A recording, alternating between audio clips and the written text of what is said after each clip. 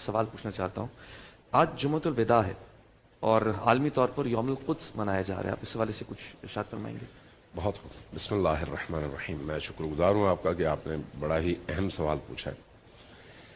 دیکھیے، قرآن کریم نے دو قوموں کا تذکرہ کیا ہے جو اللہ کے مؤمن بندوں کے حوالے سے انتہائی شدید نفرت رکھتے ہیں اپنے دلوں میں. قرآن کریم میں سورہ مائدہ کی 82ویں آیت ہے 82. لَتَجِدَنَّ أَشَدَّ النَّاسِ عَدَاوَةً لِلَّذِينَ آمَنُوا الْيَهُودَ وَالَّذِينَ أَشْرَكُوا.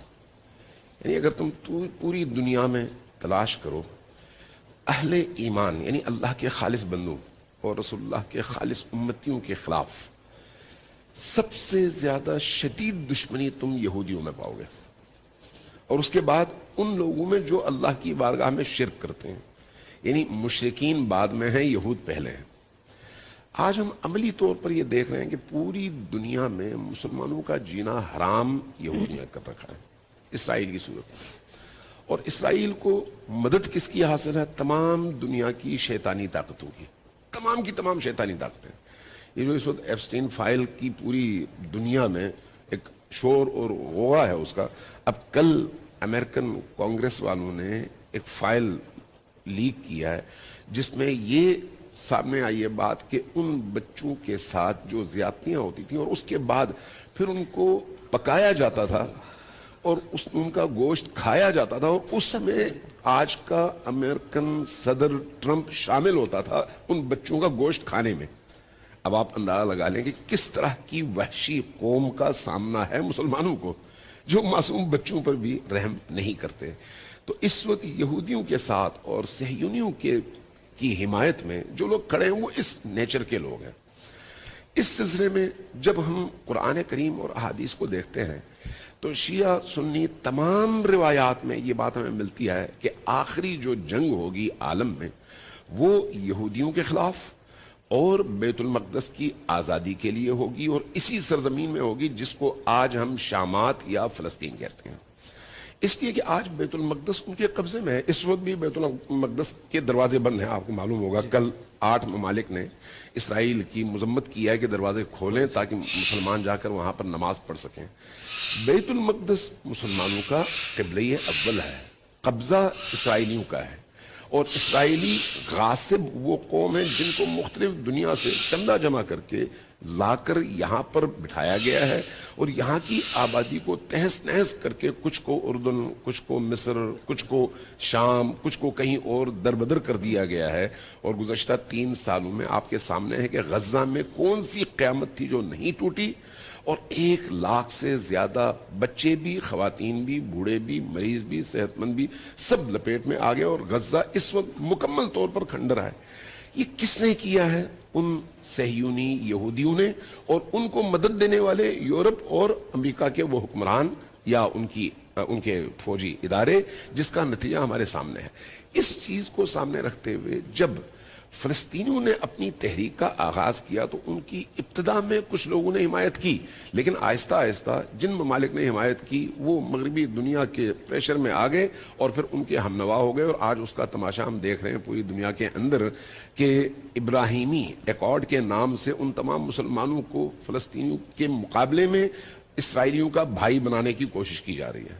اس پورے سلسلے کو روکنے کے لیے فلسطینیوں کی حمایت میں آج سے تقریباً 47 سال پہلے انقلاب اسلامی ایران کے بانی امام خمینی نے ایک اعلان کیا تھا کہ ہم قدس کا عالمی دن اس دن منائیں گے جب ساری دنیا کے لوگ روزہ رکھ کر اپنے اندر کو پاک کر کے اللہ کی عبودیت کا اقرار کر رہے ہوں گے، اور جمعۃ الوداع کو ہم پوری دنیا میں نکلیں گے. اور آج وہ پھر صرف ایران کا نعرہ نہیں رہا، آج اس وقت تمام یورپ میں، تمام مسلمان ممالک میں، حتیٰ غیر مسلم ممالک میں، بر اعظم افریقہ میں، چائنا کے علاوہ باقی تمام دنیا میں یہ دن منایا جاتا ہے، اور لوگ لاکھوں نہیں کروڑوں کی تعداد میں میدان میں آتے ہیں اور بلا کسی مسلکی اور فرقہ وارانہ تقسیم کے قدس کے لیے، قبلہ اول کے لیے اور ان مظلوم فلسطینیوں کی حمایت کے لیے میدان میں آتے ہیں. تو آج وہ دن ہے اور حالات بھی اس چیز کا تقاضا کرتے ہیں کہ اسرائیلیوں اور یہودیوں کی اس صہیونی بربریت اور درندگی کے مقابلے میں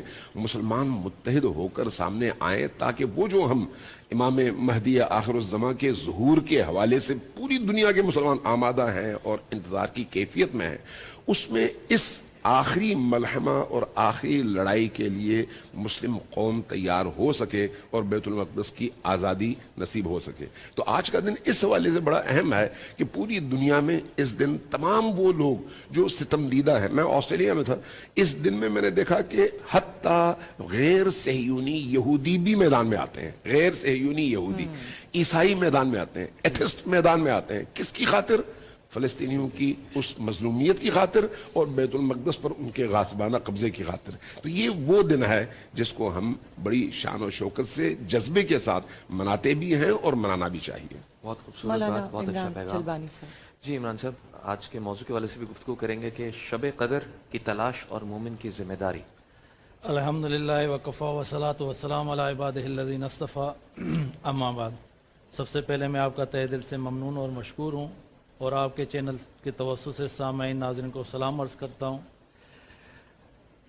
آج جمعہ کا جمعۃ الوداع ممکن ہو تو بہت بڑا دن ہے۔ اللہ کے رسول نے فرمایا، من مات یوم الجمعۃ او لیلۃ الجمعۃ فقط اجیز من عذاب القبر۔ جو بندی جمعرات کو یا جمعے کے دن وفات پا جاتا ہے، اللہ تعالیٰ اس کو قبر کے عذاب سے محفوظ فرماتے ہیں۔ پھر رمضان کا مہینہ ہے تو اللہ کے رسول نے فرمایا، جو رمضان کے مہینے میں انتقال فرما جائے، اللہ تعالیٰ اس کو قبر کا عذاب ہٹا دیتے ہیں۔ پھر موضوع شب قدر ہے تو ہمارے رسول صلی اللہ علیہ وسلم تشریف فرما تھے، صحابہ کرام کی جماعت تھی، تو آپ نے فرمایا بنی اسرائیل میں 4 ایسے بڑے نبی تھے جنہوں نے 80 سال جہاد کیا اللہ کے لیے۔ تو صحابہ نے عرض کیا، یا رسول اللہ ہماری تو اتنی عمریں ہی نہیں ہیں، اگر عمر پا بھی جائیں تو قابل نہیں رہتے کسی کام کے۔ تو آپ نے فرمایا کہ آپ فرما ہی رہے تھے تو اللہ تعالیٰ نے سورہ قدر نازل فرمائی، اور اس قدر کی آیت یہ ہے، انا انزلناہ فی لیلۃ القدر۔ ہم نے اتارا اس قرآن کو شب قدر میں۔ لیلت، آپ کو میں ایک بات بتا دوں، ساری کتابیں آسمانی رمضان میں اتری۔ یکم رمضان کو آدم علیہ السلام پر صحیفے اترے، ابراہیم علیہ السلام پر۔ پھر اللہ تعالیٰ نے توریت اتاری رمضان میں، انجیل عیسیٰ علیہ السلام پہ اتاری رمضان میں، زبور داؤد علیہ السلام پہ اتاری رمضان میں، اور محمد مصطفیٰ احمد مجتبیٰ پر قرآن نازل فرمایا۔ اور بعض روایت میں 21 رمضان ہے، بعض میں 27 ہے۔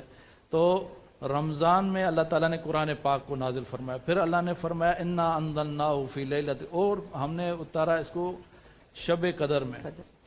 وہ کیا ہے؟ لیلۃ القدر خیر من الف شہر، یہ وہ رات ہے جو 1000 مہینے سے بہتر ہے۔ اگر 1000 مہینوں کو ضرب کریں گے تو یہ 83 برس ہوتے ہیں۔ انہوں نے بات کی تھی کہ ہماری 80 برس کی تو عمر ہی نہیں، اللہ تعالیٰ نے 3 اور اضافی کر دیے کہ 83 برس کا اجر آپ کو ملے گا اس رات کو جاگنے میں۔